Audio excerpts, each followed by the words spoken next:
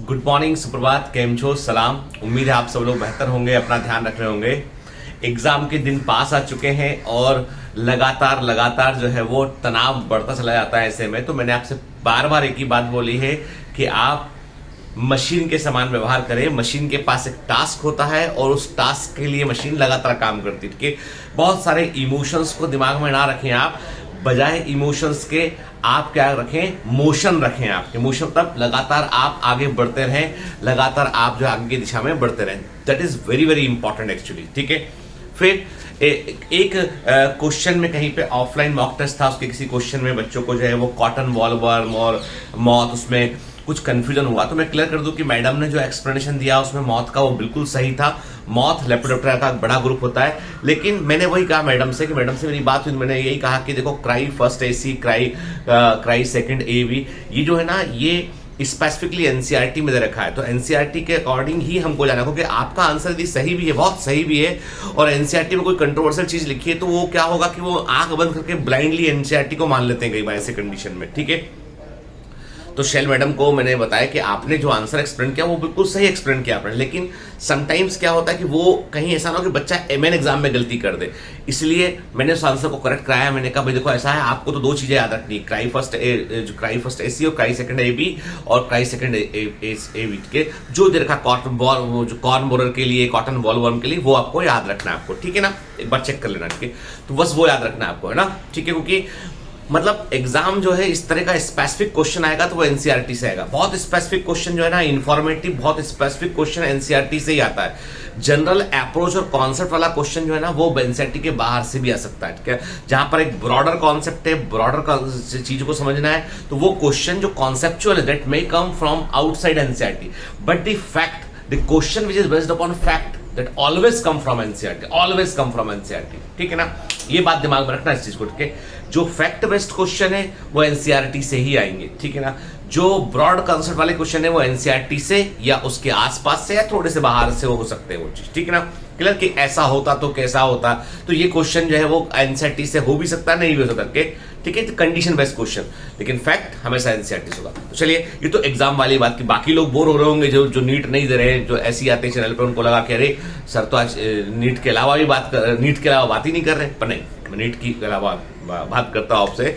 अब चलिए, आज एक बड़ी अच्छी, मैंने कहीं बहुत अच्छी स्टोरी सुनी मैंने और मुझे बड़ा अच्छा लगा। स्टोरी एक कॉन्सेप्ट किसी ने दिया बड़ा अच्छा, कि कभी हम सब लोगों ने कभी ना कभी जो है वो गूगल मैप इस्तेमाल किया होता है। जैसे कि यहां से मुझे मालूम मुंबई में कहीं जाना है, या आप मुंबई पहली बार आते हैं, आपको किसी जगह पहुंचना है, मेरे घर ही आपको आना है मुझसे मिलने के लिए, मेरे ऑफिस मिलने आपको आना है, तो आप क्या करोगे, आप गूगल मैप में एड्रेस डालोगे अपना और आपको बता देगा कि यहां से 5 किलोमीटर दूर है, लेफ्ट मुड़ना है, फिर राइट जाइएगा, 200 मीटर दूरी पे टर्न राइट, फिर आप जाओगे, बोलेगा 300 मीटर स्ट्रेट चलिए, फिर उसका बोलेगा टर्न लेफ्ट, ऐसे रास्ता बतलाता है। तो गूगल मैप का हम सभी ने इस्तेमाल किया हुआ ऑलमोस्ट, कि गूगल जो है वो गूगल के थ्रू जो है ना कि आप कैसे ट्रैफिक को रूट करके कहां से कहां पहुंचना आप देख सकते हैं। अरे आप अपने घर से भी यदि पता डालेंगे ना, मेरे घर का, मेरे ऑफिस का, बायोमेंटस का एड्रेस डालेंगे आप, तो आपको वो बता देगा कि यहाँ से 800 किलोमीटर दूर है, 900 किलोमीटर दूर है, रास्ता पूरा बता देगा किस किस शहर से होते हुए गुजर रहा है तुमको। ठीक है, तो गूगल जो मैप जो है वो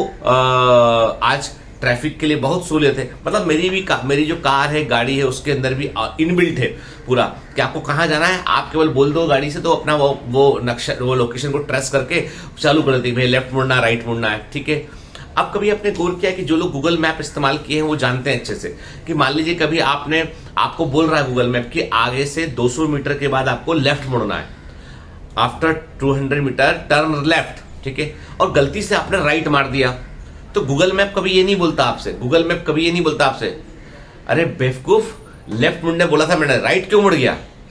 कभी बोलता गूगल मैप अरे भाई बेवकूफ, तुमको हमने लेफ्ट मुड़ने कहा, तुम राइट कैसे मुड़ गए हो?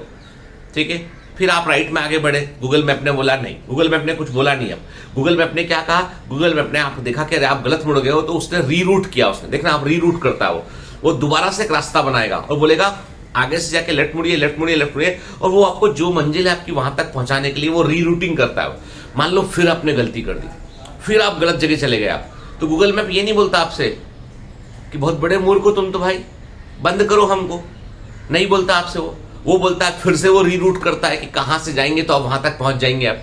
मतलब every time whenever you do a mistake, Google आपको रीरूट करता है कि भाई ऐसे जाओगे तो पहुंच जाओगे, ऐसे जाओ तो पहुंच जाओगे, 2 किलोमीटर दूरी पर है ये पहुंच जाओगे, अच्छा गलत आ गए कोई बात नहीं, 3 किलोमीटर दूरी पर तो पहुंच जाओगे।